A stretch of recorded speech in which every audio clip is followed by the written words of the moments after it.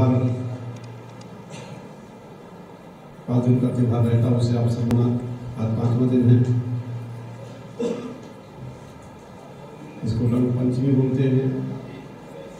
इसी उपलक्ष्य में ये कार्यक्रम आज रखा गया है। मनुष्य जीवन दुर्लभ है और इस मनुष्य जीवन में संसार से मुक्त होने की इच्छा दुर्लभ है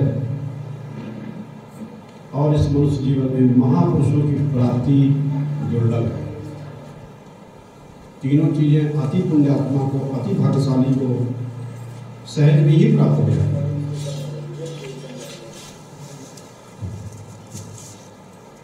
तो हम बताना चाहते हैं कि किस प्रकार से ये होली का त्यौहार जिस देश में जितने ही त्यौहार मनाए जाए, जिस देश में जितने ही उत्सव मनाए जाए, जिस देश में जितने ही पर्व मनाए जाते हैं, जिस देश में जितने ही व्रत होते हैं, वो देश उतना ही महान होता है। इसलिए सारे विश्व में भारतवर्ष महान है, ये ध्यान रखना चाहिए।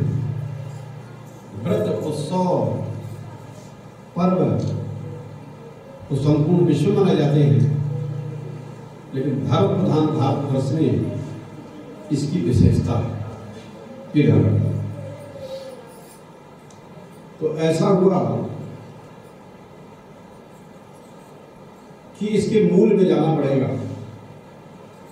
इसका मूल क्या है? होली का मूल क्या है? हर चीज का एक मूल होता है। मूल जैसे वृक्ष का एक मूल होता है, जड़ एक मूल होता है। मूल क्या है? इसी प्रकार से हर त्योहार का एक मूल होता है। उस मूल को भी जानना समझना बहुत जरूरी है। तो ये ध्यान रखें कि हमारे सबके जीवन में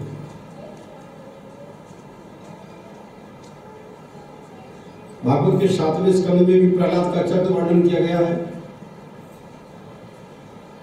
कि प्रहलाद जो पैदा हुआ कोई ब्राह्मण कुल में पैदा नहीं हुआ, क्षत्रिय कुल में पैदा नहीं हुआ, वैश्य कुल में पैदा नहीं हुआ।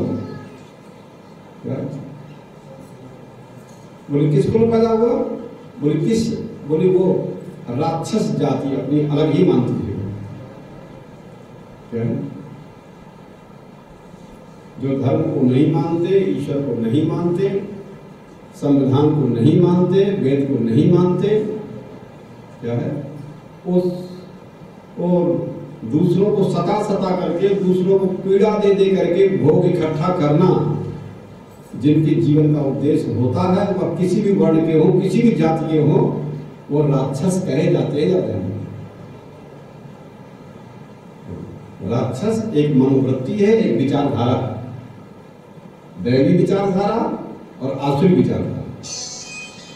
भारत के ऋषि महर्षियों का यह प्रयास पहले से रहा है कि समाज, राष्ट्र और सारे विश्व के लोगों को ज्यादा से ज्यादा दैवी संस्कारों वाला बनाए। मांसाहार से उसको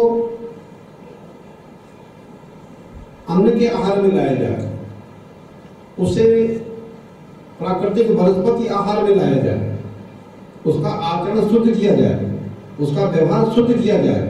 एक नीति, एक मर्यादा, धर्म की स्थापना जो वेद ने की है, उसे सब माने हम संसार के जितने मनुष्य हैं, क्योंकि संपूर्ण विश्व की मानव जात तो एक ही है। इसलिए सबको जीवित रहना है, सबको सुरक्षित रहना है, सबको समझदार रहना है और सबको आनंद में रहना है। तो सबको यदि आनंद में रहना है तो सभी को कोई अच्छे नियम का पालन तो करना ही पड़ेगा। क्या है? हम रोज बेटाएं हथियार के बल पर, संगठन के बल पर, नोट और वोट के बल पर हम रोज कानून बनाने और बिगाड़े, हमारे लिए दूसरा, दूसरों के दूसरा, तो ऐसा नहीं चलेगा। क्या है? तो इस संसार में एक नीति, एक मर्यादा, एक धर्म की स्थापना होनी चाहिए और उसी का नाम है वैदिक धर्म, जो ईश्वर की ओर से, ईश्वर की सब संतानों के लिए और पुनः ईश्वरत्व में लीन होने के लिए जो धर्म है वही सनातन धर्म है। तो ये प्रार्थना की गई है कि भगवान तो 7वें स्कंद में बताया है प्रहलाद का चरित्र। और एक प्रश्न होता है कि भगवान बार बार देवताओं का पक्ष क्यों लेते हैं और असुरों का संहार करते हैं। ये प्रश्न होगा भागवत में। तो बार बार देवताओं का पक्ष लेते और दैत्यों का संहार करते हैं। राजा परीक्षित ने प्रश्न कर दिया, और ये राजा परीक्षित ने प्रश्न कर दिया हमारी तुम्हारी सबकी ओर से, ताकि सबका समाधान सुखदेव जी कर सके। भागवत में अन्य ग्रंथों में जितने भी प्रश्नोत्तर हैं वो सब सनातन प्रश्नोत्तर है, वो कोई नए नहीं है, और अनादिकाल से उनका उत्तर उसी ढंग से दिया जाएगा, ये व्यवस्था है। तो दैत्यों पर प्रहार करते हैं, बार बार देवताओं का पक्ष लेते हैं। ऐसा राजा परीक्षित ने सुखदेव जी से प्रश्न कर दिया कि हमको तो लगता है कि भगवान पक्षपाती है, भगवान को भी पक्षपाती बना दिया। जब हम पक्षपात से युक्त होते हैं तो भगवान में पक्षपात का आरोप होता है। क्या है? जब हम कामी होते हैं, क्रोधी होते हैं, लोभी होते हैं, अहंकारी होते हैं, तो भगवान में भी उसी का आरोप किया जाएगा, ये नियम है।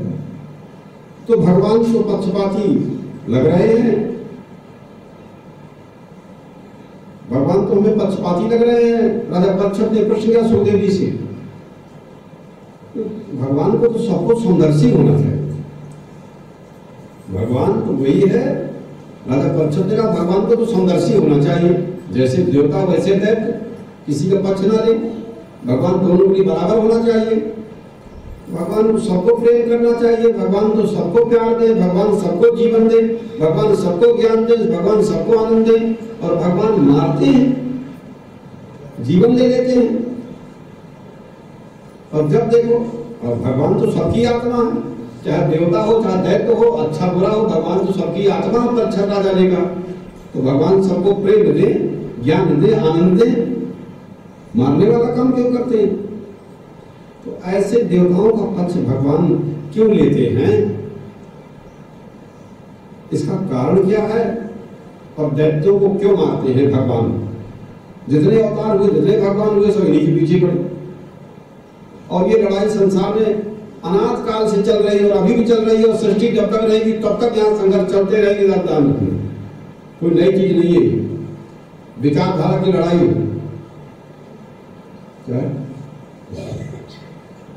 श्री सुखदेव जी महाराज ने राजा परीक्षित को समझाया, जिसके अंदर श्रद्धा होती है और जो अपना भक्त होता है उसे समझाया जाता है और उसको समझ में आ भी जाता है। समझाया उसे जाता है जो श्रद्धा वाला होता है, भक्त होता है, जुड़ा हुआ है। तो राजा परीक्षित तो श्रवण करने को बैठा है, भागवत सुखदेव की भक्ता है, सुनाने वाले हैं, तो प्रश्नों का उत्तर देंगे। और श्रद्धा है तो आप उसे ग्रहण कर लेगा, और श्रद्धा नहीं तो अच्छे से बात को ग्रहण नहीं करेगा, उसमें दोषारोपण करने का निकाल देगा। परंतु लोगों के अंतःकरण में, हाँ, तो श्री सुखदेव जी महाराज ने कहा राजा परीक्षित, भगवान तो स्वयं ही है, भगवान में विषमता का आरोप नहीं हो सकता है। क्या है?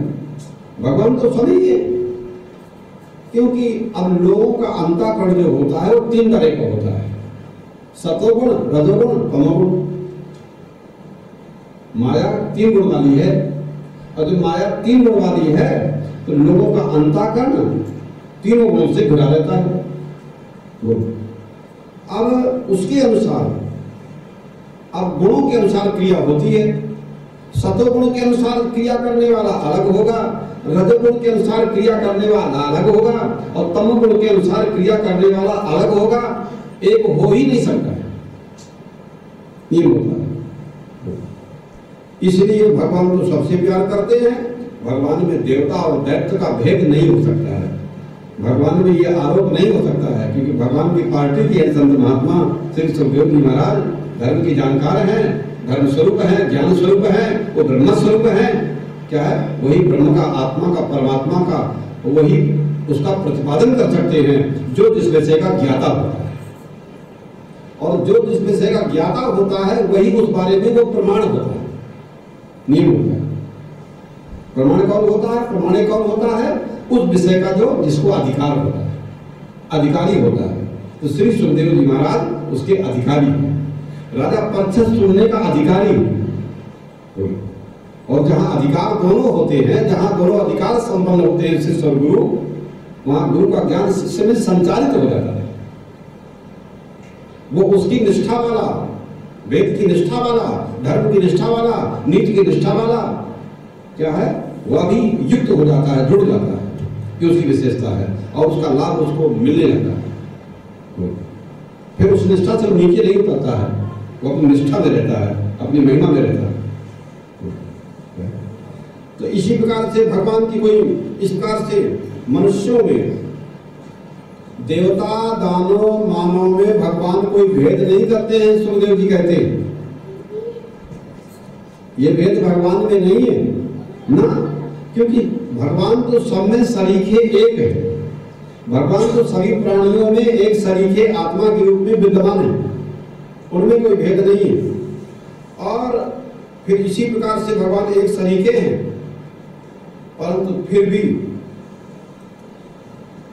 एक प्रश्न हुआ कि देखो, एक प्रश्न ये हुआ कि भगवान सबके हृदय में, और उन्होंने बताया कि राजा युधिष्ठिर और नारद जी का संवाद उन्होंने सुना दिया कि किस प्रकार से शिशुपाल का वर्णन सुना दिया कि एक बार युधिष्ठिर के राज्याभिषेक हो रहा था, तो उसी राज्याभिषेक यज्ञ में शिशुपाल गया और शिशुपाल को बुरा लगा और शिशुपाल ने 100 गालियां दिया।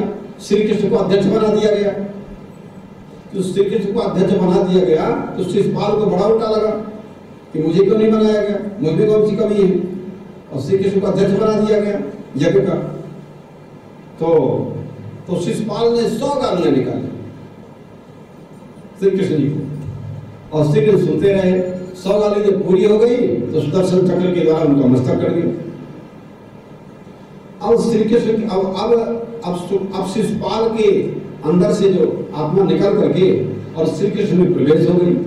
और युधिष्ठिर ने ये देखा, युधिष्ठिर ने कहा कि देखो ये तो पापी है, इसने 100 गालियां दिया, और ये 100 गालियां देने वाला पापी की मुक्ति कैसे हो गई कि भगवान में वो भी मिल गया।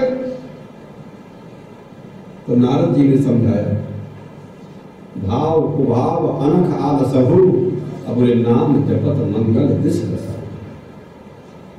उसका किसी प्रकार से संबंध ईश्वर के साथ हो जाए, आग को आप कैसे भी स्पर्श करो तो आपको गर्माहट ही देगी, ठंडक नहीं देने वाली, उसका स्वभाव है। और बर्फ को किसी प्रकार से स्पर्श करो या वहां पर पहुंच जाओ तो ठंडक का उसका स्वभाव है। ऐसे ईश्वर का स्वभाव है, चाहे भाव से, चाहे कुभाव से, चाहे दुश्मनी से, चाहे प्रेम से। अब दुश्मनी से करेंगे तो मारे जाएंगे और दुर्गति होगी, क्या है, और प्रेम से जो भजन करेगा भगवान उसको अलग आनंद देंगे। क्या है, जो भक्त है वो सच्चा आनंद लेता है। क्या है, और दूसरे लोग हैं वो तो लड़ते मरते करते परियोजना बनाते बनाते ही सारा जीवन उसी में निकल जाता है, और भक्त है भगवान का भजन करते ही उसका रस और आनंद लेता है। तो इसी प्रकार से श्री कृष्ण की आत्मा से एक हो गई उनकी आत्मा। तो ऐसे शिशुपाल का कल्याण जो करता है, श्री सुखदेव जी महाराज कहते हैं कि ऐसे शिशुपाल का गाली देने वाले शिशु का भी जो भगवान कल्याण करते हैं, उसमें देवता दानों का भेद कहां से आया। इसीलिए अब यहीं पर हिरणाक्ष हिरण्यकश्यप की कथा गई। क्या उस प्रसंग को वर्णन किया गया। तो हिरणाक्ष माने क्या होता है, जिसकी दृष्टि में स्वर्ण ही स्वर्ण हो, धन दौलत यही धन दौलत। क्या कोई नियम कानून नहीं है, धन दौलत सर्वोपरि चीज है। अर्थ की जिसकी दृष्टि में, हिरण्य माने सोना, हिरण्य माने धन दौलत। क्या है, धन दौलत के लिए किसी को मार कर सकता है, काट सकता है, किसी को नष्ट कर सकता है, किसी को बर्बाद कर सकता है, किसी को लूट सकता है। स्वर्ण क्या है, स्वर्ण पर नजर, हिरण्य माने सोना, सोना ही जिसके जीवन का और उद्देश्य हो गया, स्वर्ण पर ही जिसकी दृष्टि जम गई, वो कहती हिरण्यकश्यप। हिरणाक्ष, अच्छा माने आंख, हिरण्य माने सोना ही जिसकी आंख में दिखता हो। क्या है, कैसे? बहुत से लोगों की दृष्टि तो आज भी ऐसी है कि जिनके जीवन का उद्देश्य यही है, न्याय से करो, परिश्रम से करो, सर्विस से करो, नौकरी से करो, खेती से करो, पूजा पाठ से लो, क्या विधान पूरा करो, धर्म पूरा करो, न्याय पूरा करो, मर्दा पूरा करो और सबका काम चले। लेकिन नहीं, तो मानिए केवल अर्थ दृष्टि जिसकी हो, विराट हिरण्यकश्यप का मतलब क्या है? जिसकी अर्थ दृष्टि हो गई हो, भोग प्रधान जिसके जीवन हो, अर्थ ज्यादा होगा तो भोग ज्यादा हम लोग खरीद सकते हैं, क्या है? तो धर्म को भूल जाए, अपने आनंद, अपने आत्मा के सुख को भूल जाए,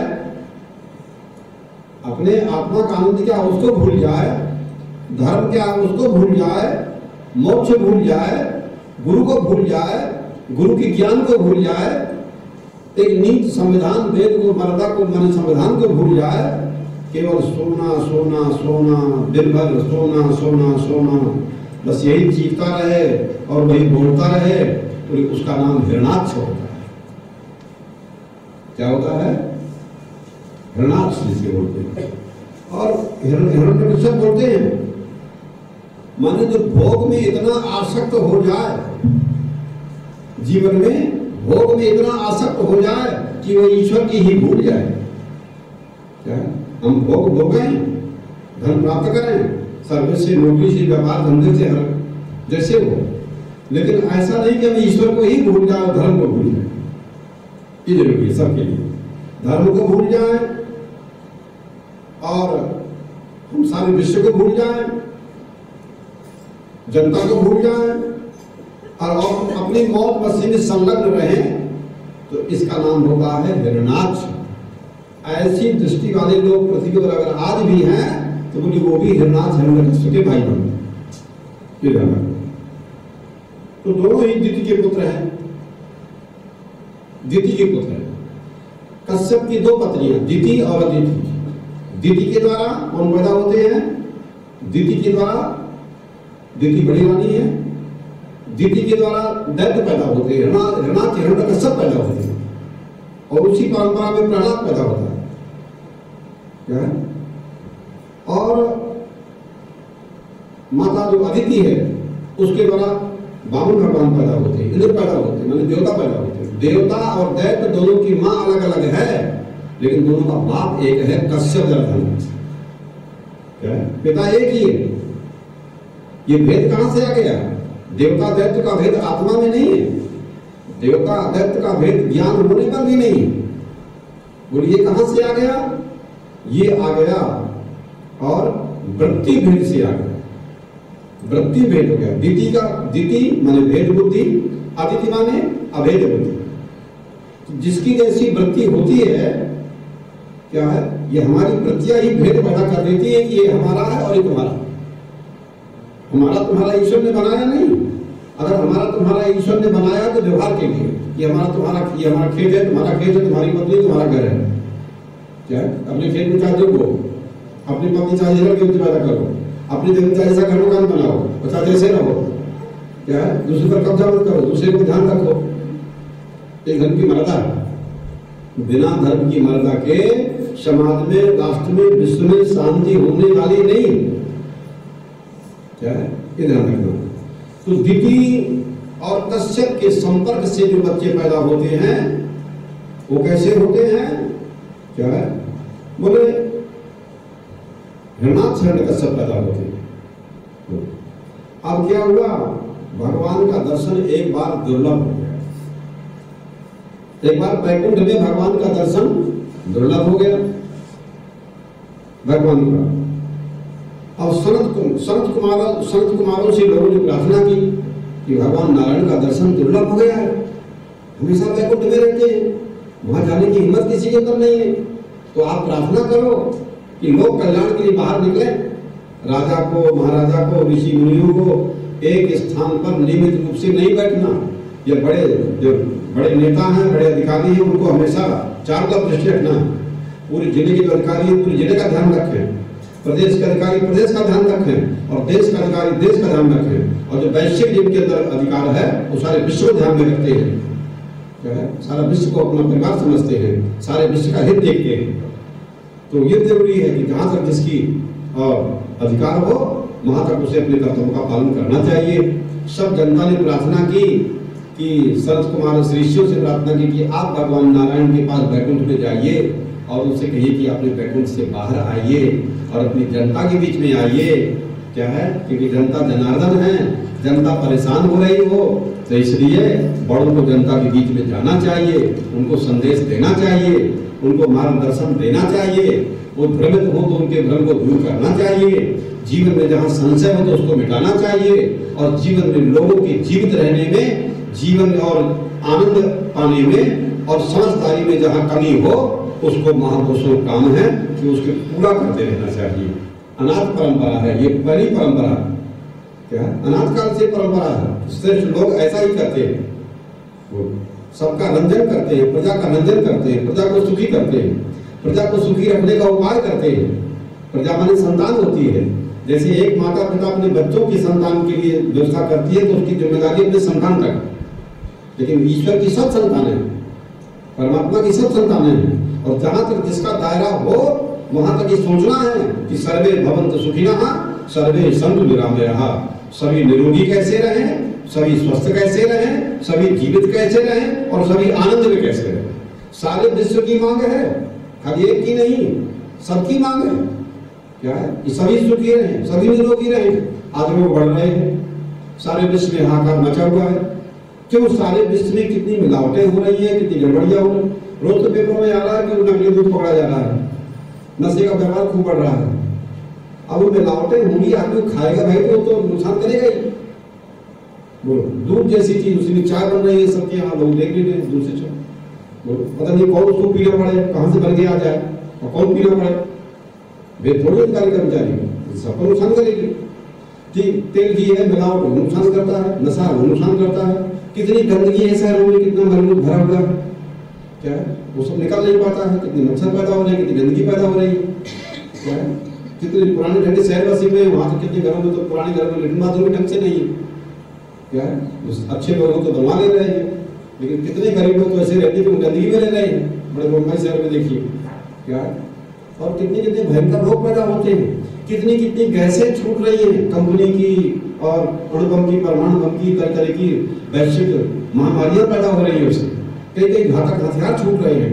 कंपनी कई कई धुएं हैं, वो भी बीड़ी सिगरेट के धुएं वो भी तो निकल रहे हैं, वो भी सारे संसार को प्रभावित कर रहा है। वो कोरोना बनकर के लोग बन के आ रहे हैं। तो इसलिए अगर हम संयम का पालन करेंगे तो हम अपने आप निरोगी रहेंगे, हम स्वस्थ रहेंगे, दीर्घायु रहेंगे, ये जरूरी है। तो जहाँ ऐसी गड़बड़ियाँ हो वहाँ शासन प्रशासन कार्य है कि शराब की मात्रा बहुत बढ़ रही है, नशों की मात्रा बहुत बढ़ रही है, मिलावट बहुत बढ़ रही है। शासन प्रशासन काम है कि बराबर इस बात को ध्यान रखे ताकि इसमें गड़बड़ियाँ न हो। जहाँ तक मनुष्य की जिम्मेदारी है तो मनुष्य के जो गड़बड़ियाँ उसको सुधारी जा सकती है। तो इसी प्रकार से अब शरद कुमारों से प्रार्थना की जनता ने कि आप जाइए, तो शरद कुमार जी चले गए भगवान नारायण के वैकुंठ में। द्वारपालों ने उनको मना कर दिया अंदर जाने से। भगवान नारायण के द्वारपाल अब ये बता रहे हैं कि ये होली का मूल क्या है, उसका संबंध है, और पहले से कहानी लेनी पड़ेगी तब समझ आएगा। तो इसी प्रकार से और रोक दिया। सनकादिक ऋषि जो थे चारों भाई वो जा रहे थे मिलने के लिए, तो नोक लगा दिया। द्वारपाल जो खड़े थे जगह जगह नोक लगा दिया कि आप अंदर मत जाइए। और बालक हो, बालक अंदर क्या करेंगे जाकर के, क्या है। और बालक माने हमेशा वो बाल भाव से रहते थे, ब्रह्मानंद में आनंदित रहते थे। बोले नहीं, आपको कुछ चाहिए तो बता दीजिए, आप मत जाइए। लेकिन फिर भी उनका नहीं, हमको मिलना है। उन्होंने नोक लगा दिया तो तुरंत उन्होंने श्राप दे दिया कि तुम मनुष्य ताकि गुण तुम में समाप्त हो गए हैं और तुम में दैत्यपना प्रवेश हो गया है, इसलिए जाओ तुमको राक्षस बनना पड़ेगा। क्या है, राक्षस बनने का उनको एक ऋषि का श्राप हो गया। देखना क्या, अब राक्षस बनने का श्राप तो दे दिया किसने, सनकादिक ऋषियों ने। पर सनकादिक ऋषियों को सनकादिक ऋषि बातचीत सुन के जब श्रापी हो गई तो भगवान नारायण निकले और कहा उन्होंने कि भाई ये तुम संत महात्मा ऋषि मुनि तो हमारी साक्षात आत्मा। अगर हमारा हाथ भी इन ऋषि मुनियों और धर्म के विरुद्ध काम करे, न्याय के विरुद्ध काम करे, तो भगवान नारायण ने कहा कि अपने हाथ को भी हम काट देंगे, अपने बाल को भी काट देंगे, क्या है, और रक्षा करेंगे। अच्छे लोगों की रक्षा करनी चाहिए, यत्न करके अच्छे यत्न की रक्षा करनी चाहिए, धर्म की रक्षा करनी चाहिए यत्न करके। और तुरंत उन्होंने फिर कहा, देखो भाई, अगर ऋषि ने श्राप दे दिया तो तुमको कुछ राक्षस होना ही पड़ेगा। लेकिन उन्होंने कहा कि नहीं, देखो तुम 3 जन्मों तक राक्षस बनोगे तो तुम्हारे उद्धार के लिए हम 4 बार आएंगे, कि तुम्हारे भक्त हमारे द्वारपाल रहेंगे, तो तुम्हारा हम उद्धार करेंगे। ग्रंथों में आया कि उसके अंदर ये भाव पैदा हो गया कि नारायण के अंदर बल तो नहीं है, क्या है, ये तो हमेशा मौज में आराम में रहते हैं हमेशा, और सारा बल तो हमारे पास ही है, हम ज्यादा बलवान हैं। अपने को बल मान लिया और अपने स्वामी को बलहीन मान लिया। उनके अंदर क्या है, तो भगवान ने कहा अच्छा, इनकी हमारे साथ लड़ने की इच्छा है, तो चलो इस रूप में तो नहीं लड़ सकते हैं, अब ये राक्षस बन के आएंगे तो हमारा इनके साथ में संग्राम युद्ध होगा। क्या है, ये भगवान की पूरी लीला है, इसके नाम भगवान का लीला होता है। तो बोले ये सब भगवान की लीला है, और ये भी प्रेरणा बोले भगवान ने दिया। क्यों? भगवान की लीला बननी थी, तो भगवान की प्रेरणा से सनकादिक ऋषि ने श्राप दिया, क्योंकि ऋषि महाराज से किसी को श्राप नहीं देते, तो वही भगवान की प्रेरणा से दे दिया उन्होंने श्राप। अब भगवान का कोई अब श्राप तो दे दिया और कहा देखो अब भगवान का कोई द्वारपाल नहीं रहेगा, जो चाहे भगवान से जाकर के मिल सकता है। भगवान सबकी चीज है, भगवान से सबको मिलने का अधिकार है, भगवान से सब बात कर सकते हैं, और अपने स्वरूप की बात कोई भी नारी भगवान के साथ कर सकता है। इसलिए भगवान के दरवाजे पर जो चाहे पहुंच सकता है। भगवान को मालूम हो गया कि ऐसी बात है, तो उनका देखो संत कुमार ने कह दिया कि ठीक है, तुम भगवान के पार्षद हो। अब संत कुमारों को बड़ी ग्लानि हुई कि भाई हमने श्राप दे दिया, हमारा कोई ज्यादा नुकसान नहीं किया, लेकिन लगता है भगवान की प्रेरणा से ही श्राप निकल गया ऐसा, पिता को राक्षस हो जाओ, भगवान को लीला करनी होगी। तो इसीलिए अब उनको ये ग्लानि हुई कि जब ये राक्षस बनेंगे तो इनके उद्धार के लिए हमको भी आना पड़ेगा। तो अब वही सनकादिक ऋषि क्या है, जब ये हिरण्यकश्यप बने तो हिरण्यकश्यप के पुत्र बनकर प्रहलाद बनकर गया है। क्या है, क्योंकि एक भक्त भगवान को जल्दी कर्षण कर सकता है, खींच सकता है। क्या भक्त ही भगवान को खींच के लाएगा और उद्धार कराएगा। तो इसी प्रकार से अब उन्हीं में से हिरण्यकश्यप, हिरण्याक्ष को तो भगवान ने पहले मार दिया था, हिरण्यकश्यप डर गया था, 12 रूप का अवतार लेकर के मार दिया था भगवान ने। अब हिरण्यकश्यप को भगवान नृसिंह रूप अवतार लेकर के मारने वाले हैं। तो जब ये कथा सुनाई गई तो शास्त्रों में इस बात से वर्णन किया गया है। एक बार हिरण्यकश्यप की पत्नी जो थी कयाधु, वो तपस्या करने के लिए जंगल में चले गए। हिरण्यकश्यप जंगल में तपस्या करने चले गए, मैं तपस्या करूंगा और वरदान मांगूंगा, और हमारे भाई को जो मारने वाला विष्णु है, उस विष्णु के साथ युद्ध में हम विजय प्राप्त करेंगे। विष्णु साधारण नहीं है, बहुत बलशाली है। क्या है, इसलिए उसको पराजित करना सरल नहीं है, पहले हम तपस्या करके वरदान प्राप्त करेंगे। तपस्या करने जंगल में चले गए, और यहाँ इंद्र कयाधु को हरण करके ले जा रहे थे।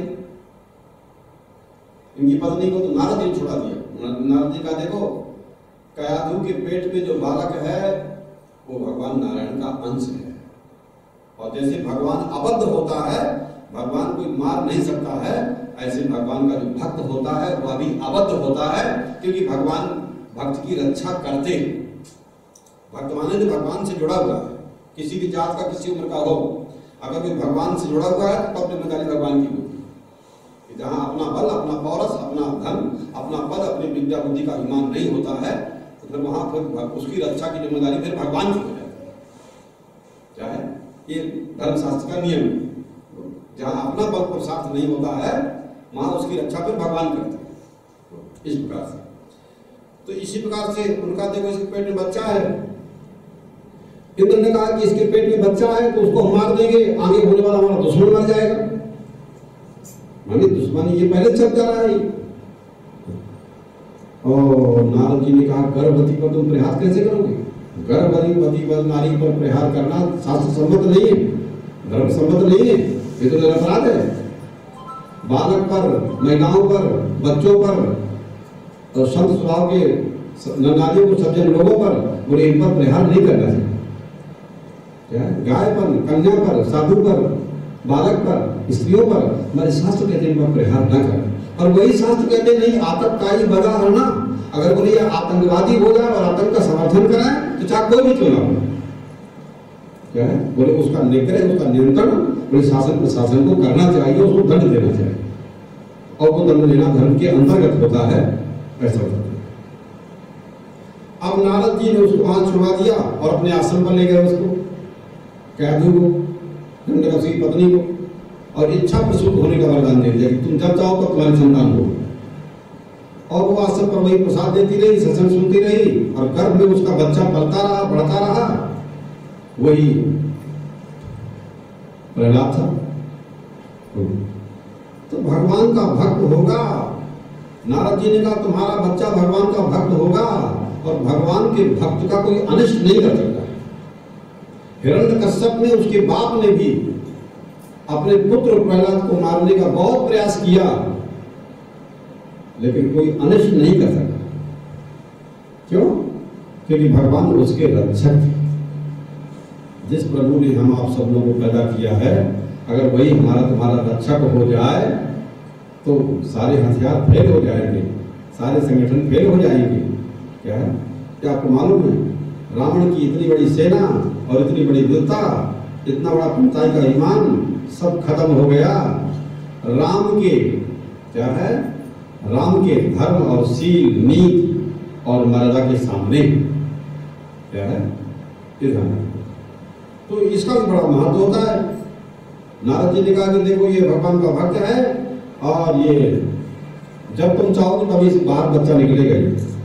बहुत दिनों के बाद हिरण्यकश्यप ने, बहुत दिन हो गए हिरण्यकश्यप ने, और फिर अंत में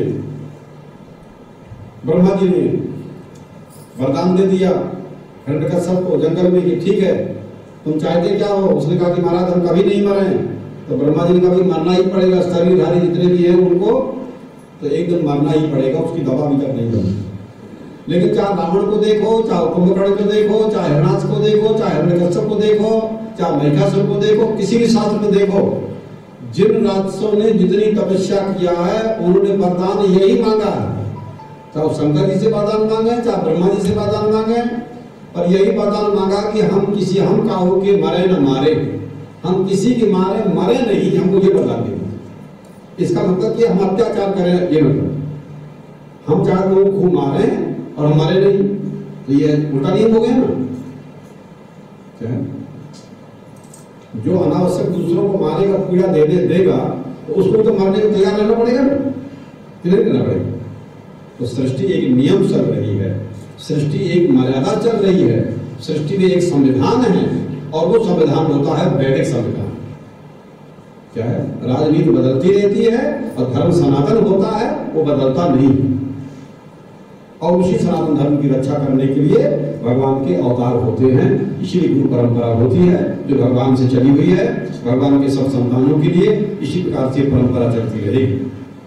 बस तो ये उन्होंने इस प्रकार से बता दिया। अब ये पृथ्वी में तो बहुत से तरह तरह से जितने रत्न से सब निकाले उसने, और खूब उसकी दृष्टि हो गई सारी। नारद जी भी वहां जाया करते थे, हिरण्यकश्यप के पास बड़े बड़े सब लोग जाया करते थे। ऐसा ऐश्वर्यवान हो गया नारद जी ने। अब नारद जी ने बताया कि देखो भाई तुम्हारा बच्चा तो हमारे आश्रम में है। नारद जी ने बताया कि देखो वो वही रह रहा है, और हिरण्यकश्यप भूल ही गया था, तपस्या करने चला गया था, उसको पता नहीं लड़का हमारे हो गया।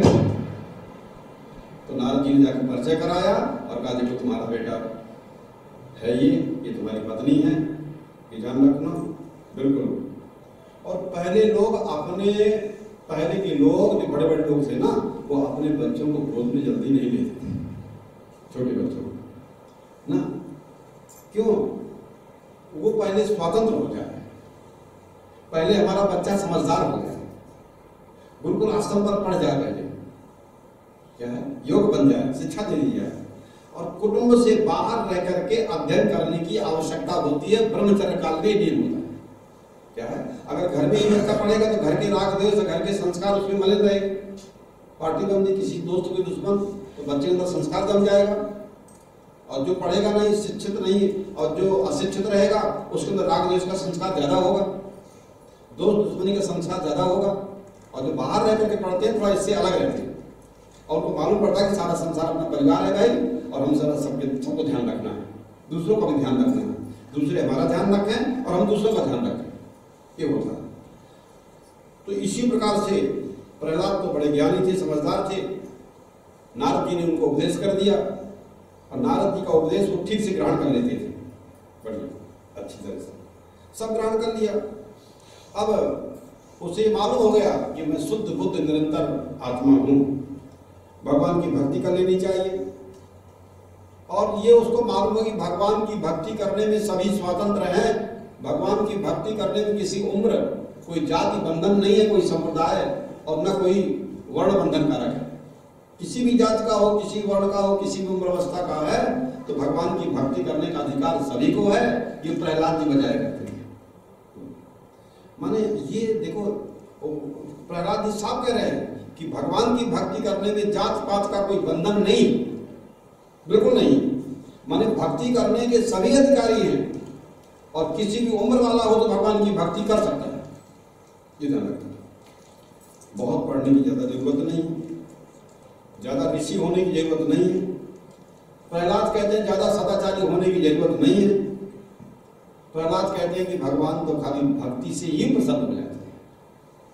क्या किससे प्रसन्न होते हैं? भक्ति से प्रसन्न होते हैं। और भक्ति की प्रक्रिया बताई गई कि भक्ति की प्रक्रिया क्या है? बोले पहले भगवान के गुणानुवाद को श्रवण करो, भगवान की लीलाओं को कान से श्रवण करो। क्या है? भगवान के जन्म कर्म को श्रवण करो, बोलो भगवान की लीलाओं को श्रवण करो।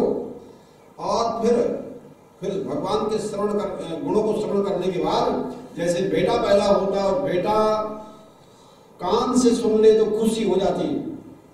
अस्पताल में अगर बच्चा पैदा हो और पिता को मालूम पड़ जाए कहीं दूर बाहर हो कि तुम्हारा बच्चा पैदा हुआ है और देखा नहीं अभी, और कान से सुनने पर खुशी नहीं जाएगी, और मर गया कान सुनने पर दुखी को नहीं होगा, बोलो।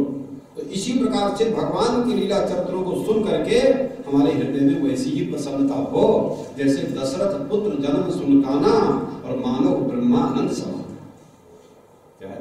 दशरथ ने कान से सुना कि मेरे लड़का हो गया, राम हो गया, भरत शत्रुघ्न हो गया, लक्ष्मण हो गया, और मानो उनको ब्रह्मानंद का आनंद मिल गया। तो ऐसे भगवान की लीला को सुनने से, भगवान के चरित्रों को सुनने से, धर्म और न्याय नीति को सुनने से, धर्म और न्याय नीति हमारी आत्मा से अंदर से पैदा होगा और उसी में स्थिरता होगी। बाहर से जो आएगा वो स्थिर नहीं होगा। जो चीज हमारे अंदर से पैदा होगी उसमें दृढ़ता होगी, और दृढ़ता के लिए कोई गुरु होता है जीवन में जो कहता है नहीं इसमें जमे रहना। क्या है? जन्म जन्मांतर के संस्कार है, आदमी उखड़ जाता है कभी कभी। क्या है? तो गुरु जी कहता नहीं इसमें जमे रहना है, तुम घबराना नहीं है, किसी बातों में नहीं लगना। क्या है? अपनी आत्मा में स्थिर रहना, परमात्मा में स्थिर रहना, अपने एक सिद्धांत में चलते रहना निर्भय होकर के, ये ध्यान रखना। इसीलिए संसार की वासना छूट जाती है, भक्त भगवान से तदाकार हो जाता है, और वो भक्त भगवान भी प्रेम से भक्त भी भगवान से एक हो जाता है। वहां कोई ज्ञान की भी शर्त नहीं। ये ज्ञान का मार्ग थोड़ी कठिन है, ज्ञान का मार्ग बहुत कठिन है, पर भक्ति प्रेम के द्वारा भी भक्त लोग भगवान से एक हो सकते हैं। ये बात भागवत में बताई। अब एक दिन क्या हुआ, तो श्रृंगार करके प्रहलाद को, और प्रहलाद की माता कयाधु ने उसे भेज दिया पिताजी के पास कि जाओ पिता गोद में बैठो, सिंहासन बैठे हुए चले जाओ। पिताजी ने पूछा कि भाई प्रहलाद तुमने क्या पढ़ा है गुरुकुल में, गुरुजी ने क्या पढ़ाया है, बताओ जरा अच्छी से अच्छी बात बताओ। तो उसने कहा पिताजी मैंने तो एक ही बात पढ़ी है कि भगवान की भक्ति करनी चाहिए। देखो अब ये प्रहलाद बचपन से अगर ऐसी बात बोल रहा है तो ये सनातन बात है। तो ऐसा क्यों बोल रहा है मालूम है? क्योंकि ये ज्ञान जो है वह इस जन्म का सीखा हुआ नहीं। जैसे शरीर बन के हमारा आया है ना, तो कुछ पूर्व जन्म के ज्ञानात्मा, ज्ञान पुरुष, महापुरुष ज्ञान प्रेम आनंद को लेकर के वो जन्म से पूर्व जन्म से लेकर के आते हैं।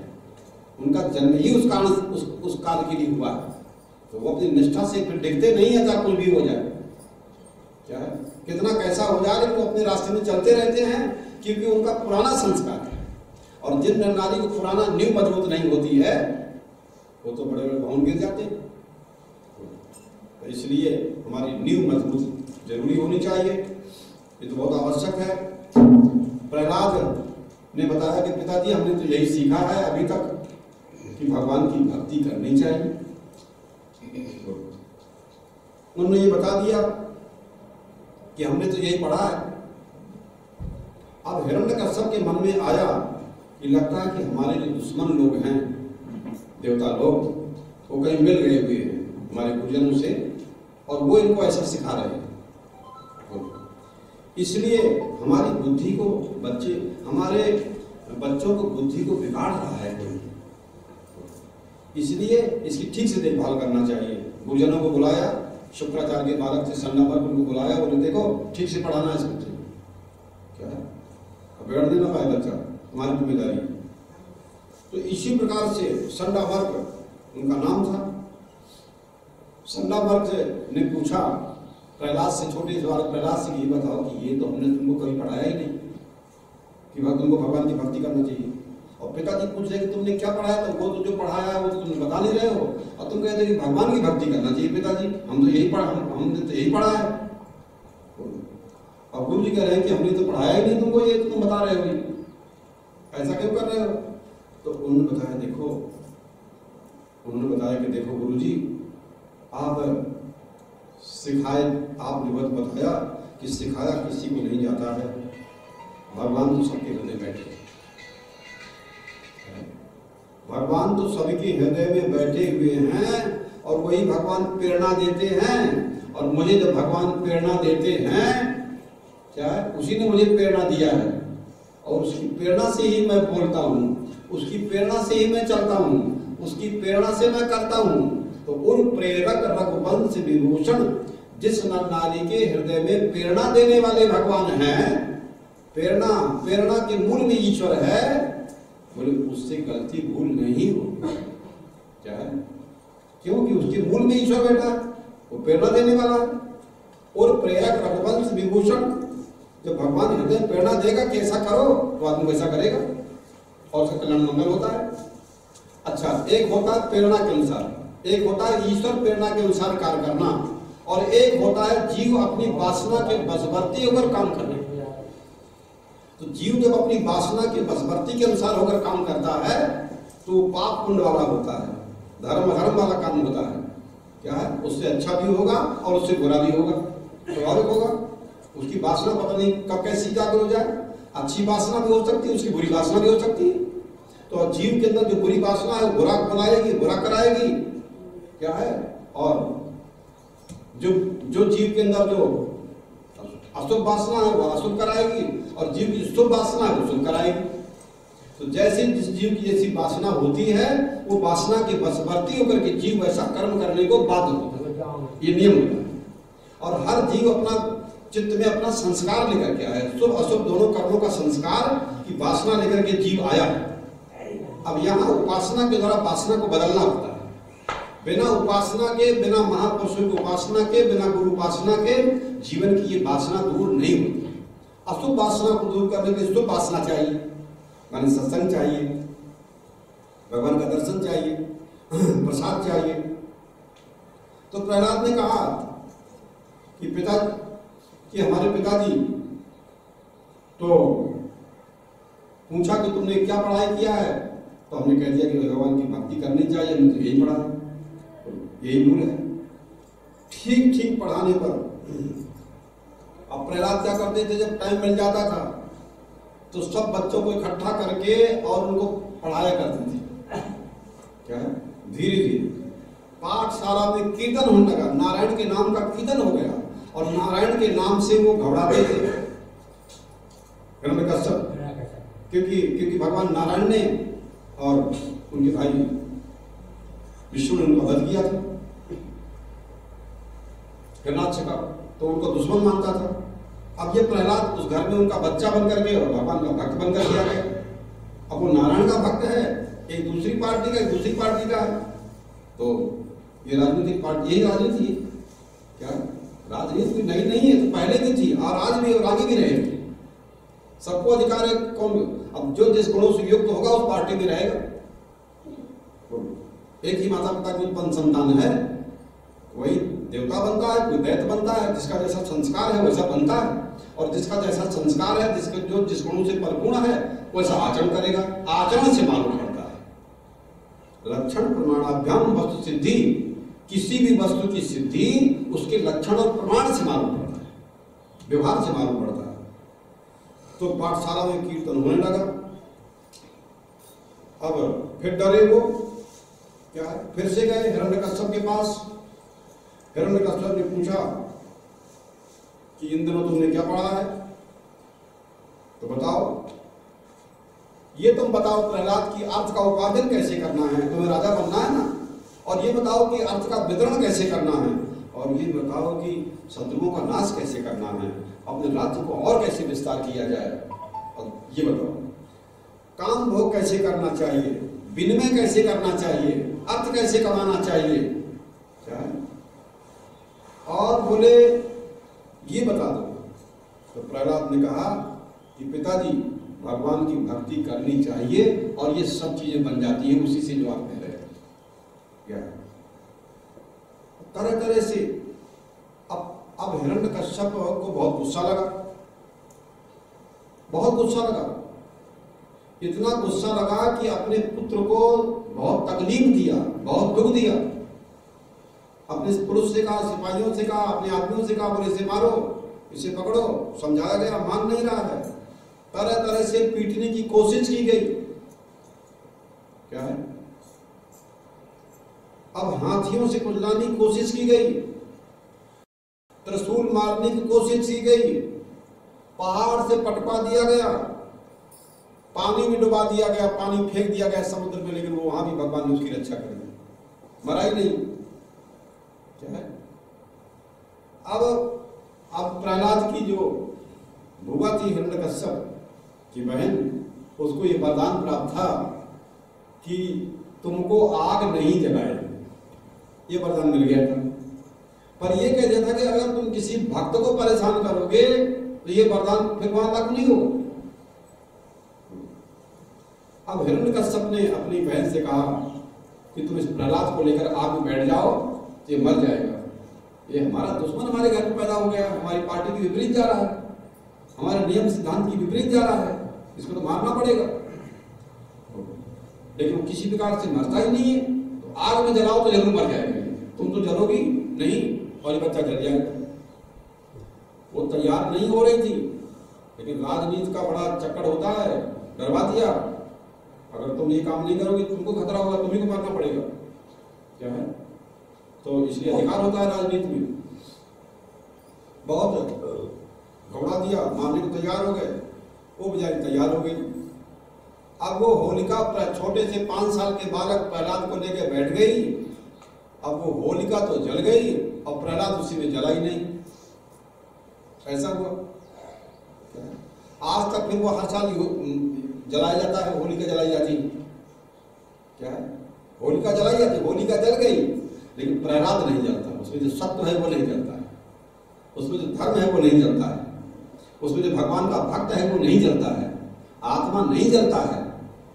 क्या है, आत्मा का जो पुरुष है वो जलता नहीं है, वो ज्ञान रूप अग्नि के द्वारा उसके सारे विकार, सारे दोष दग्ध हो जाते हैं। ऐसा वर्णित है। इसलिए अब प्रहलाद का बाल बांका नहीं हुआ, चिंता होने लगी। लोगों बहुत लोगों ने समझाया, अंतवा भगवान वो अंत में ये प्रहलाद से कह दिया कि ये बताओ कि तुम किसके बल से ये सब कर रहे हो, तुम्हारा ये कौन है नारायण, कहाँ रहता तुम्हारा विष्णु, अगर मेरे सामने आए तो मैं तलवार से काट दूंगा। तो प्रहलाद ने कहा नहीं नहीं, वो तो सबकी आत्मा बन के बैठा है, उसमें दोस्त दुश्मन का भेद नहीं है पिताजी। क्या है वो हमारा सबका मूल है और उसे और इंद्रियों से पकड़ा नहीं जा सकता है, अल्लाह उसे कोई दंड दे सकता है संसार के सारे लोग मिल करके। वो तो भक्ति से ही बस में होता है बेटा जी, वो भक्ति से ही अपने कंट्रोल में हो सकता है। तुम्हारे हथियार से, तुम्हारे पद से कि हम राजा बन गए हैं, इससे भगवान किसी के दब करके कंट्रोल में होने वाले नहीं। इसलिए अभी भी सुधार लो। उसने कहा नहीं, बताओ जरूर तुम्हारा रक्षक कहाँ पर है। तो उसने कहा कि कहाँ नहीं है, हमारा रक्षक है कहाँ, है कहाँ नहीं, वो तो हर जगह है, कहीं उसका अभाव नहीं है। जहां प्रेम होगा, जहां आवश्यकता होगी वहां प्रकट हो जाएगा। तो बताया कि देखो तो खंबे में भी है। अरे बोले तो खंबे में है तो खंबे में हमको देखता क्यों नहीं है। प्रहलाद ने कहा कि पिताजी कोई जरूरी नहीं कि हर चीज होने पर दिखे, देखने के लिए हमारी दृष्टि होनी चाहिए, देखने के लिए हमारी दृष्टि होनी चाहिए। क्या है, कौन सी बात नहीं कर, देखने की हमारी दृष्टि होनी चाहिए। क्या है, अगर प्रेम नहीं है तो दृष्टि देखेगी तो देखेगी नहीं, और मालूम नहीं होगा, जानकारी नहीं होगी। उसके लिए जरूरी है पहले दृष्टि होनी चाहिए, देखने की दृष्टि होनी चाहिए, तब वो दिखेगा, और नहीं सामने विद्यमान होकर भी दिखेगा नहीं।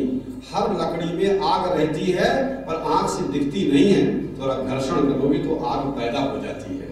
ऐसे अग जग में सब रहित विरागी, और प्रेम से प्रकट होए जिन आगी, हरि व्यापक सर्वत्र समाना, और प्रेम से प्रकट होए में जाना। शंकर जी कहते हैं हमने तो यही जाना है कि परमात्मा प्रेम से ही प्रकट होगा और किसी प्रकार से प्रकट नहीं हो सकता। इसलिए हिरण्यकश्यप सभा में गया और पूछा तुम्हारा भगवान कहाँ है।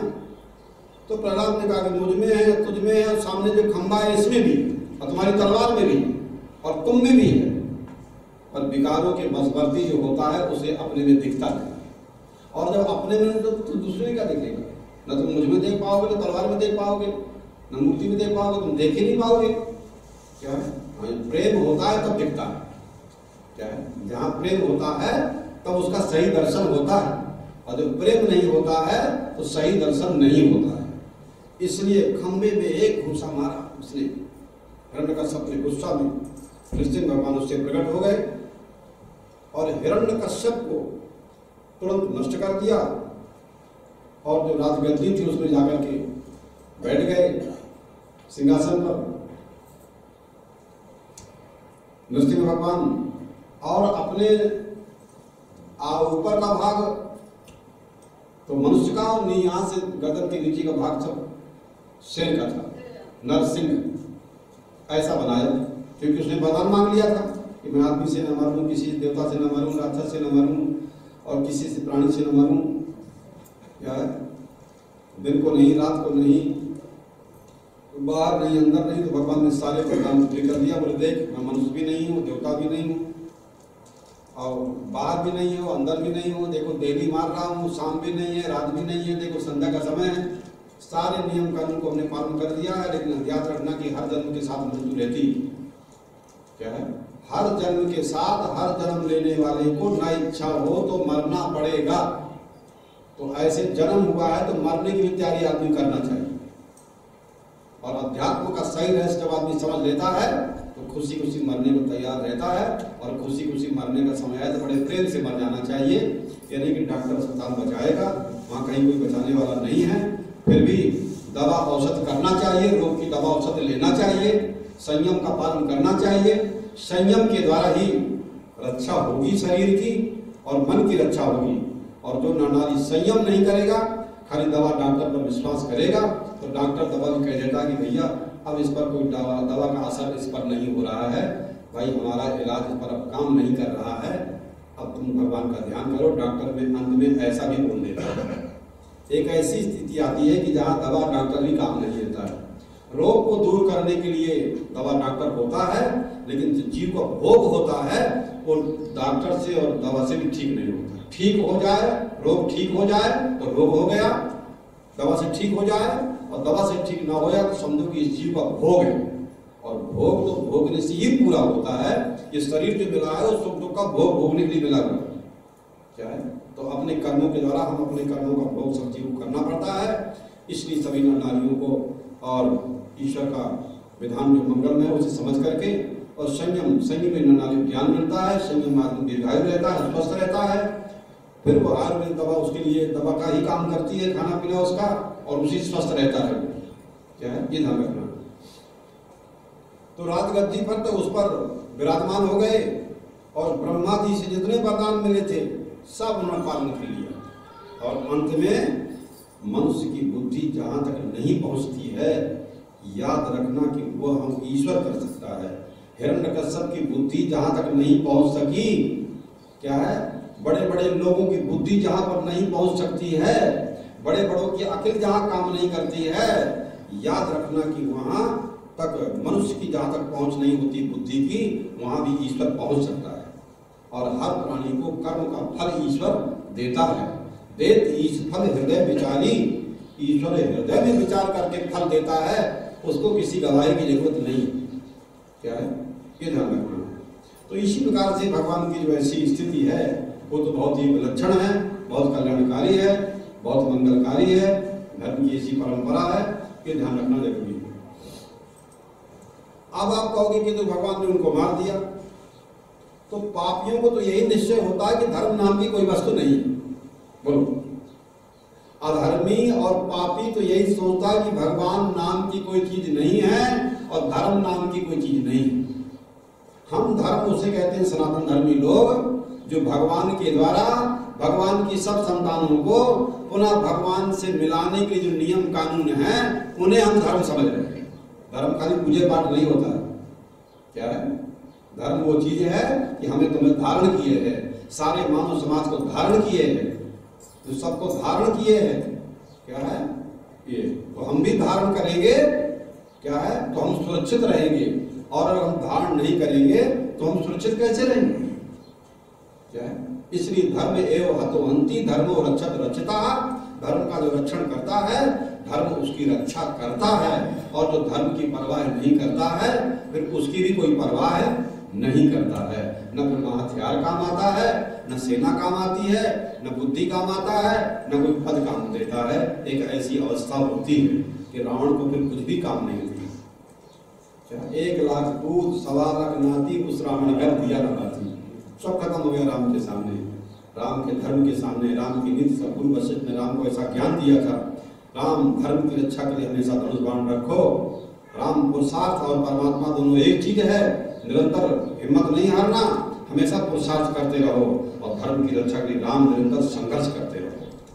क्या है, ऐसा राम को हमेशा ज्ञान दे दिया गुरु जी ने, और उसी का पालन किया। उन्होंने जंगल में जा करके धर्म की रक्षा किया, अधर्म का नाश किया, और कभी तो भगवान की जय जयकार सारे संसार में हो रहे हैं। आप सब लोगों को मालूम होगा कि 13 और अप्रैल से रामनवमी प्रारंभ हो रही है, और 21 अप्रैल तक यहाँ राम कथा का आयोजन होगा। उसमें भी आप सब लोग शामिल रहोगे। 9 दिन का कार्यक्रम होगा, और दूर से जो लोग ना आने सके तो यहाँ रहना चाहें तो रह सकते हैं, और जो अपने पास साधन जिनके पास है तो आ जा सकें तो और अच्छा है। ये ध्यान रखना जरूरी है। तो पापियों का यही निश्चय होता है कि धर्म नाम की कोई वस्तु नहीं है। बोलो, ये पापियों की पहचान क्या होती है कि धर्म नाम की कोई वस्तु नहीं है, ईश्वर नाम की कोई वस्तु नहीं है। अब धर्म नाम की जब कोई वस्तु नहीं है और ईश्वर नाम की कोई चीज नहीं है, तो याद रखना ऐसे लोगों का मन, ऐसे लोगों की बुद्धि स्थिर नहीं होगी। क्या है, स्थिरता नहीं होगी वहां पर। और धर्म नाम की चीज है दुनिया में, ईश्वर नाम की चीज है, तो उसकी मति धर्म में स्थिर हो सकती है। क्या है, ईश्वर का डर और भय रहेगा, अपने से बड़े का डर भय रहेगा, थोड़ा कानून का डर भय रहेगा, और ऐसा नहीं करेंगे जिसमें दूसरों को पीड़ा हो, ऐसा नहीं बोलेंगे, ऐसा नहीं करेंगे, और ऐसा नहीं खाएं पिएंगे जिसमें कि हमारे बड़े जो गुरुजन हैं और नाराज हो जाए। क्या है, ये उनका ध्यान रखना जरूरी है। तो पापियों का यही निश्चय होता है कि धर्म नाम की चीज दुनिया में कुछ नहीं। ऐसी स्थिति में लोगों को मार डालो। शास्त्र कहते हैं कि ऐसी स्थिति में, धर्मशास्त्र कहता है ऐसी स्थिति में ऐसे लोगों को मार डालो, तो शास्त्र कहता है उसे पाप नहीं लगता है। नृसिंह भगवान प्रकट होकर के और ऐसे हिरण्यकश्यप का वध कर दिया। हो गया। शास्त्र कहता है कि ऐसे लोग मारने में कोई पाप नहीं होता है, वो चाहे राजा हो चाहे प्रजा हो, चाहे जो आदमी चाहे इस पद में हो। पापी मनुष्य तो अपने कर्म से ही मरा हुआ है। क्या है? पापी जो नर-नारी होता है वो तो अपने पाप से मर चुका होता है। ये तो राम निमित्त मात्र बने रावण को मारने की, ये तो नृसिंह भगवान निमित्त मात्र बन गए हिरण्यकश्यप का वध करने के लिए। पापी अपने पाप से पहले मर जाता है, याद रखना, तब उसे महापुरुष मारते हैं, तब उसे भगवान मारते हैं, तब देवता मारते हैं। क्या है? क्योंकि अपने पाप से तो पहले मर जाता है, पर वो अभिमान पर समझता कि हमें मारने वाला कौन है? हथियारों का बल है, बंधु बांधव का बल है, अपनी जात का बल है, अपने नोट वोट का बल है। पर एक समय ऐसा आता है कि कुछ काम देने वाला नहीं है। जिन संसार की नश्वर नाशवान पदार्थों का आदमी अभिमान किए बैठा रहता है, जिस विद्या बुद्धि का, अंत में वो कुछ भी काम नहीं है। क्या है?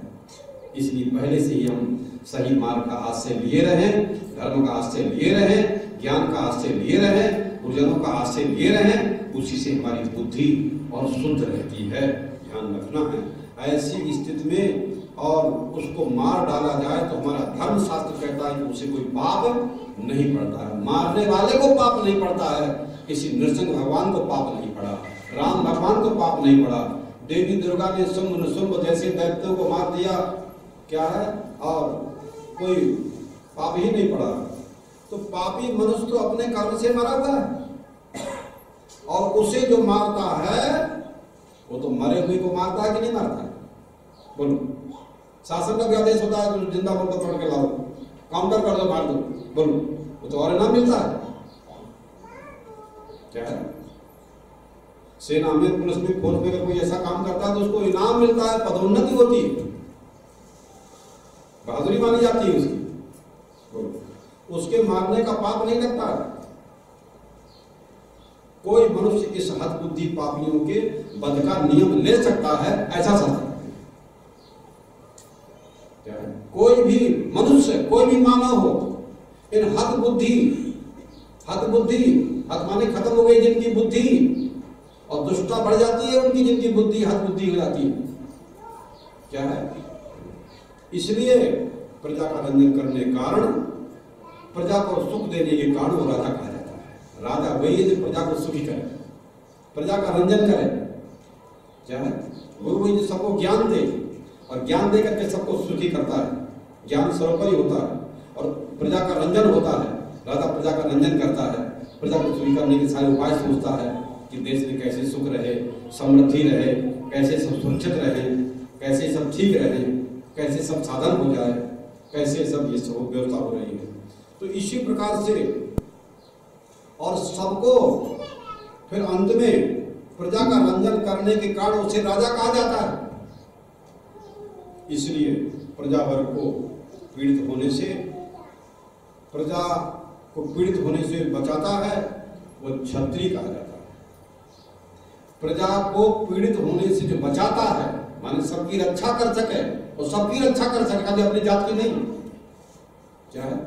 और ब्राह्मण का जो ज्ञान है खाली अपनी जात भर के नहीं है, सब वर्णों को ज्ञान देने के लिए।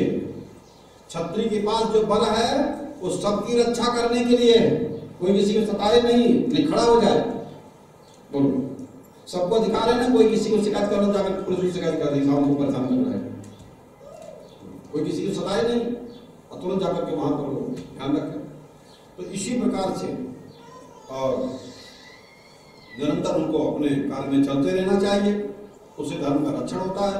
इसलिए हमारे यहाँ उनको दोष नहीं माना जाता है। क्या है? इसलिए हमारे यहाँ भगवान के अवतारों को कोई दोष नहीं लगता है, और ये निश्चय निर्णय तो कोई भी ले सकता है। कई जगह ऐसी घोषणा होती है, भाई कोई भी मार दे तो उसको इनाम मिलेगा, ऐसा भी होता है।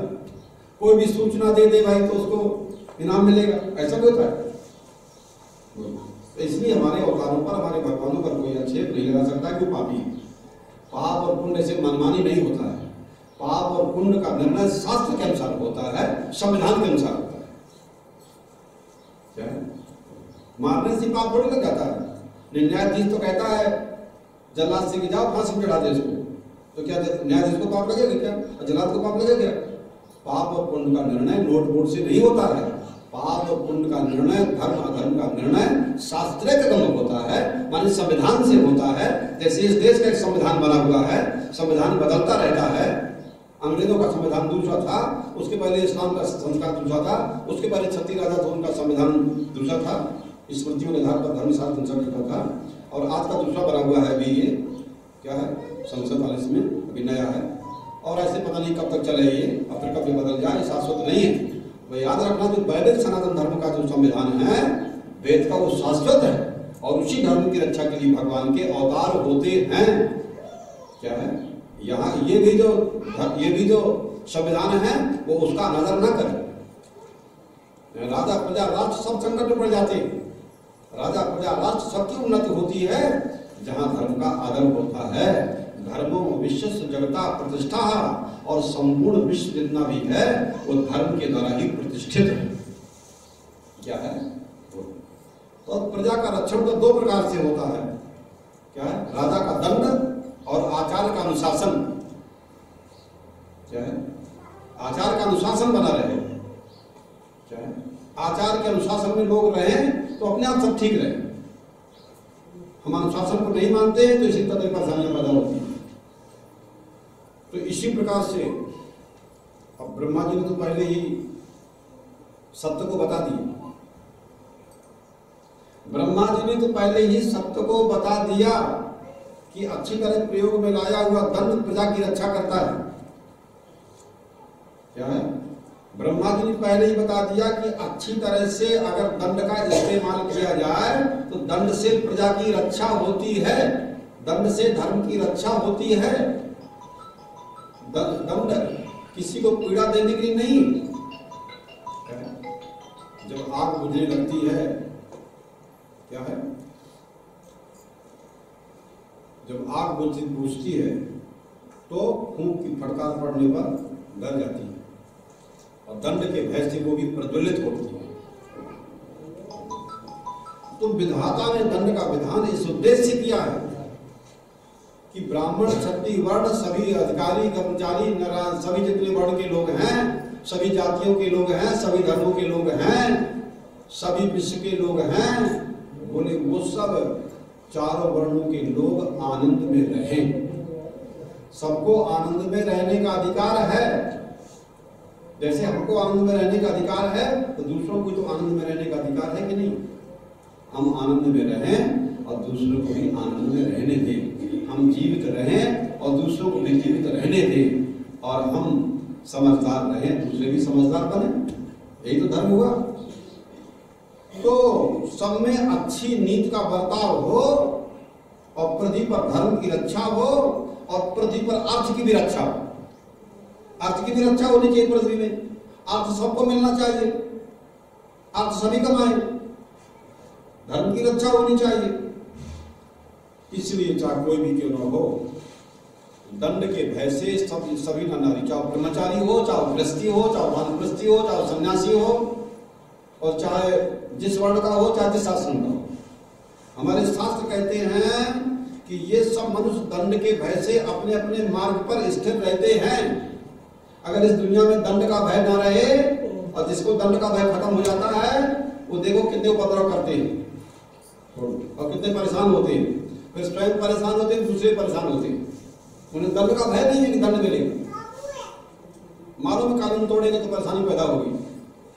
क्या है, इसलिए सारा जगत दंड के विवश होकर के ऊर्ध्वगामी होने से बचता है। इसलिए और कारण यही है कि सर्वात्मा शुद्ध मनुष्य माने सर्वात्मा विशुद्ध मनुष्य को मिलना कठिन है। इस संसार में अच्छे लोगों का मिलना कठिन है। शुद्धात्मा अमलात्मा लोगों का मिलना कठिन है। जिनका अंतःकरण शुद्ध है, जिनका मन शुद्ध है, जिनका विचार शुद्ध है, जिनका ज्ञान पवित्र है, जिनका जीवन शुद्ध है, ऐसे लोगों का संसार में मिलना बहुत कठिन है। ये ध्यान रखना। दंड के भय से भयभीत प्राणी धर्म की मर्यादा में प्रबद्ध होता है। अगर किसी को दंड भी देना पड़े तो सुधार के लिए देना चाहिए, और सुधार के लिए दंड देना धर्म के अंतर्गत होता है। और दंड पर ही तो सारी प्रजा टिकी हुई, दंड पर ही। यही नहीं, सारे विश्व में जितनी सरकारें हैं सब जगह दंड का विधान है कि नहीं? तो दंड विधान के बगैर चलेगा ही नहीं। दंड से ही भय होता है। और विद्वानों का ऐसा मानना है कि मनुष्यों का ये लोक और परलोक बोले दंड पर ही प्रतिष्ठित है। इस जहां शत्रुओं का विनाश करने वाला दंड, जहां दुष्टों का विनाश करने वाला दंड सुव्यवस्थित हो, सुव्यवस्थित रीति से संचालित होता है, वहां पाप और ठगी का दर्शन नहीं होता है। तो पाप और ठगी न होने पाए ये शासन प्रशासन की जिम्मेदारी है। और हम लोग भी उससे बचें, सब लोग, ये हमारी तुम्हारी जिम्मेदारी है। और जो नहीं बचते वो परेशानी पड़ते हैं। क्या है ये ध्यान रखना। इसलिए जहां सुव्यवस्थित रीति से दंड संचालित होता है, सुव्यवस्थित रीति से, वहां जो है आदमी इससे बचा रहता है। यदि दंड नीति नष्ट हो जाएगी ना, तो सारा संविधान और सारा वेद मार्ग सब रसातल में चला जाएगा। कोई नहीं कुछ मानेगा उसको। दंड का भय नहीं तो कौन मानेगा? इसीलिए वेदों के नष्ट हो जाने से और समाज में धर्म की मर्यादा का भी लोप हो जाएगा। ध्यान रखना, माने दंड नीति नष्ट हो जाए तो तीनों वेद, चारों वेद सब रसातल में चले जाएंगे। ध्यान रखना। और वेदों के नष्ट हो जाने से जो वेदों में प्रचलित धर्म है वह भी नष्ट हो जाएगा। इसलिए पुरातन राज धर्म जिसे क्षत्रिय धर्म कहते हैं, यदि वो लुप्त हो जाएगा तो संपूर्ण अनर्थों को, संपूर्ण धर्मों का जो विलोप है वो सुनिश्चित हो जाता है। इसलिए लुप्त न होने पाए, क्या है, राज्य बना रहे, राज्य की व्यवस्था बनी रहे, एक कानून बनी रहे और लोगों के अधिकार है प्रजातंत्र में, जिसको चाहे चुन ले, जिसको जनता चाहे उसको चुन ले, क्या है, और वो भी प्रजा का ध्यान रखे, नियम कानून का भी ध्यान रखे। राजा के धर्मों में सारे त्यागों का दर्शन होता है। राजा ईश्वर का अंश है। ध्यान रखना। तभी तो भगवान को अवतार देकर के दुष्टों का संहार करना पड़ा और पाप नहीं पड़ा भगवान। तो राजा के धर्मों में सारे त्यागों का दर्शन होता है। राजा होना सरल काम नहीं है, सारे त्यागों का दर्शन होता है। राजधर्मों में सभी दीक्षाओं का प्रतिपादन हो जाता है। क्या है, राजधर्म की भी दीक्षा होती है। क्या है, ये गुरुजन आचार्य बंधु के दिया करते थे। राजधर्म में संपूर्ण विद्याओं का संयोग सुलभ होता है और राजधर्म में संपूर्ण लोगों का समावेश हो जाता है। ऐसी महिमा, ब्रह्मचारी हो चाहे सन्यासी हो, क्या है, और जिनके पास कुछ भी संग्रह नहीं है, शास्त्र कहते हैं यदि वह आपत्ति के समय याचना करें तो उन्हें धर्म समझ करके, दया मान के देना चाहिए। भय और दबाव के वशीभूत करके नहीं, बल्कि धर्म समझ करके अगर वो याचना करते हो तो बोले उनको देना चाहिए। क्योंकि वो धन का संग्रह नहीं करते हैं, वो व्यापार नहीं करते हैं, वो नौकरी चाकरी किसी की नहीं करेंगे धर्म को। इसलिए धर्म की रक्षा करने वालों को और इसीलिए ऋषि मुनियों गुरुजनों को इसलिए दक्षिणा दी जाती है। वो व्यापार नहीं करेंगे, वो धंधा नहीं करेंगे और हमारे धन का वो कोई दुरुपयोग नहीं करेंगे, वो धर्म रक्षा में ही खर्च करेंगे। ये नियम होता है। अब तुम्हारे ग्रंथों में तो ये भी कहा गया है भाई, जिस किसी तुम्हारे राज्य में लुटेरे ना हो, प्रजा को लूटने वाले ना हो, दस्यु ना हो, डाकुओं का आतंक ना हो। क्या है, जहां डाकुओं का आतंक बढ़ जाता है, जहां प्रजा के भक्षक लोग बढ़ जाते हैं, बोले वहां उस राजा के ऐश्वर्य की वृद्धि नहीं होती है, उस राजा की निंदा होती है। क्या है, इसलिए राजा का काम क्या है कि शासन प्रशासन को बराबर निगरानी रखे, वो स्वयं भी पवित्र रहे और उनका सारी व्यवस्था सही रहे। जो सब प्राणियों पर दया करते हैं और प्रजा की उन्नति में योग देते हैं, क्या है, बोले उनको राष्ट्र में प्राणियों का विनाश करने वाला न रहे। हमारे राष्ट्र में प्राणियों का विनाश करने वाले लोग न रहे। क्या है, कोई किसी का विनाश न करें, ये ध्यान रखना। इसलिए उचित और जहाँ दंड विधान होता है, उचित जहाँ शासन व्यवस्था होती है, उचित जहाँ मर्यादा होती है वहाँ जो प्राणी जो प्राण को धारण कर लेता है। और फिर कहते हैं युक्त आहार विहार अवश्य करना है। हर व्यक्ति को उचित आहार विहार करना है।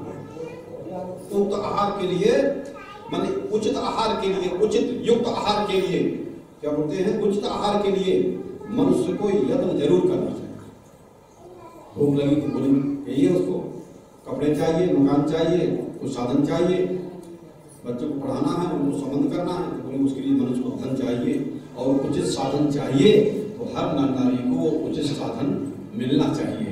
हर नर नारी उचित साधन प्राप्त करने के लिए प्रयत्नशील रहे, परिश्रम करे। क्या है, प्राण धारण आहार से ही संभव है। तो हर नर नारी को प्राण धारण करने के लिए आहार की आवश्यकता है। तो हमारा आहार भी उत्तम कोटि का होना चाहिए। क्या है, प्राण धारण भी तत्व विचार के लिए कर्तव्य है। प्राण धारण क्यों करना पड़ता है, एक नियम है कि आहार के लिए यत्न करना है सब नर नारियों को। माने भोजन की व्यवस्था सब नर नारियों को करना है। व्यापार सर्विस नौकरी जो भी करो, पूजा पाठ और जो भी प्राप्त करो, ठीक है। अब प्राण धारण आहार से ही संभव है। और जो नर नारी आहार नहीं करेगा तो प्राण धारण नहीं हो पाएगा, खत्म हो जाएगा, प्राण की रक्षा नहीं होगी। अब प्राण धारण किस लिए करना है बताओ। आपसे पूछेगा क्यों खाते हो तो आप कहोगे जीने के लिए, आप कहोगे जीते क्यों हो तो बोले खाने के लिए। बस दो ही शब्द है, तीसरा तो है नहीं। संसारियों के दो ही उत्तर है, तीसरा नहीं है। प्राण धारण भी तत्व विचार के लिए कर्तव्य है। प्राण धारण क्यों करते हैं, तत्व विचार के लिए। मनुष्य का जीवन तत्व विचार के लिए है, सत्य के विचार के लिए है। तो सत्य का भी विचार करना चाहिए, तत्व का विचार करना चाहिए, इसलिए प्राण धारण किए हैं। और इसलिए भोजन करना है, निर्वाह के लिए इसी सामग्री चाहिए। तत्व विचार से तत्व विज्ञान सुनिश्चित होता है और तत्व ज्ञान से ही मोक्ष होता है और मोक्ष ही मानव जीवन का उद्देश्य होता है। प्राण धारण इसलिए हो, भोजन इसलिए हो कि तत्व का विचार हो और हमारा मन बंधन से रहित होकर के जहाँ रहे, मुक्त रहे, माने आनंद में रहे। हमेशा दुखी रहना, दूसरों को दुखी रहना, ये कोई धर्म है क्या? सारी पूजा पाठ धर्म का कोई फल ही प्राप्त नहीं होता। स्वयं दुखी रहना और दूसरों को दुखी कर देना, और नहीं हमेशा आनंद में रहना और दूसरों को आनंद में कर देना, इससे बड़ा दुनिया में कोई धर्म ही नहीं। महात्मा योगेश धर्म को रहस्य को जानते हैं। तो इसी प्रकार से और सत्यवादी और बुद्धिमान मनुष्य ही प्रजा की रक्षा करते हैं। प्रजा की रक्षा कौन करता है? प्रजा की रक्षा कौन करेगा? और जो प्रज्ञा, जो विद्वान लोग हैं, जो सूरवीर लोग हैं, जो धनी मानी लोग हैं, जो कर्तव्य निष्ठा लोग हैं, और स्वामी माने जो स्वामी उसे बोलते हैं जो अपने मन इंद्रियों को अपने संयम में रखता है, काबू में रखता है, उसका नाम स्वामी होता है। आगे बात सुनो, स्वामी। और तपस्वी भी होते हैं, माने कष्ट को भी धारण करने को तैयार रहते हैं। कष्ट को उठा करके जो अपने कर्तव्य का पालन करते हैं वो तपस्वी कहलाते हैं। तपस्वी, सत्यवादी, बुद्धिमान मनुष्य, बोले इनके द्वारा ही प्रजा की रक्षा होती है। तो इसलिए इनकी रक्षा की जाती है, इनका रक्षण किया जाता है। इसलिए तुम समस्त प्राणियों से प्रेम रखो और समस्त प्राणियों का पालन करो। ऐसा भगवान नरसिंह भगवान ने प्रहलाद से कह दिया। क्या है कि अब और अत्याचार का अंत हो गया है। जब एक ऐसी स्थिति आती है जब कोई अच्छे नियम कानूनों का पालन नहीं करता है और नहीं सुनता है, तो फिर भगवान को प्रकट होकर के उस धर्म की रक्षा के लिए और भगवान को स्वयं फिर आकर के और अधर्म का नाश करना पड़ता है और धर्म की रक्षा करनी पड़ती है। धर्म एवं हतो हन्ति धर्म रक्षत रक्षतः। इसलिए धर्म का रक्षण करने से और प्रजा का रक्षण होता है और प्रजा का रक्षण करने से और वो फिर अपने जीवन में धर्म, अर्थ, काम, मोक्ष चारों चीजों को प्राप्त कर सकता है। इसलिए प्रजा की रक्षा होनी चाहिए और प्रजा रक्षण के लिए राजा होता है। राजा की जिम्मेदारी होती है कि अपने सारे राज्य की प्रजा हमारी सुखी रहे, सुरक्षित रहे, समृद्ध रहे, अर्थ कमाए। क्या है, और कोई किसी के साथ धोखेबाजी न करे, कोई के साथ अन्याय न करे, कोई किसी को सताए नहीं, कोई किसी के साथ बेईमानी न करे। इस प्रकार से धर्म की परंपरा है और जो उसका आदर करता है इस संसार में वही सुखी होता है, वही शांति को प्राप्त करता है, वही समृद्धि को प्राप्त करता है और वही संसार में सुरक्षित रहता है और उसी का राज्य सुरक्षित रहता है, उसी का जीवन सुरक्षित रहता है। तो ये प्रहलाद का जो चरित्र है ये बताया गया है। ये ऐसा त्योहार है कि इसमें आग में जैसे जलाया गया है, सब जला दिया गया, कूड़ा करकट सब जल करके भस्म हो जाता है आग में, क्या है, लेकिन प्रहलाद जैसे सत्य को जलाया नहीं जा सकता है। और आग सबको जला सकती है लेकिन सत्य को आग नहीं जला सकती है, धर्मराज के धर्म को आग नहीं जला सकती है, इसलिए सत्य की ऐसी महिमा कही गई है। सत्य की रक्षा करने के लिए भगवान के अवतार होते हैं, धर्म की रक्षा के लिए भगवान के अवतार होते हैं। तो ये ऐसा विषय है। और ये पंचमी क्या है, पंचमी है, आज पंचमी वाला बोलते हैं इसको, क्या है, रंग पंचमी। पहले थोड़ा कीचड़ डालते हैं, 2-4 गालियां भी देते हैं, और प्रहलाद के ऊपर कोई असर नहीं पड़ा, उसे सब सही क्या है। फिर रंगों की बात, भक्ति के रंग में रंगा है ना, तो जो नारी भक्ति के रंग में रंगा है उस दुनिया में आकर के सबकी बात सहन कर लेगा, कहाँ कहाँ उलझेंगे, किसके पीछे भागेंगे। तो किसी की बातों पर ज़्यादा विचार की जरूरत नहीं है कि उसने ऐसा कह दिया, कि उसने ऐसा देख लिया, क्या है, सबका स्वभाव है, सबका संस्कार है, क्या है, सबसे हिलमिल चालिए नदी का संयोग और तुलसी या संसार में भांति भांति के लोग। इस संसार में घर में, पड़ोस में, मोहल्ले में, देश में, प्रदेश में हर तरह के लोग मिलेंगे। अब सबसे हिलमिल के चलना है, दूसरा कोई उपाय नहीं है। धर्म के अधर्म का प्राणियों में विश्व का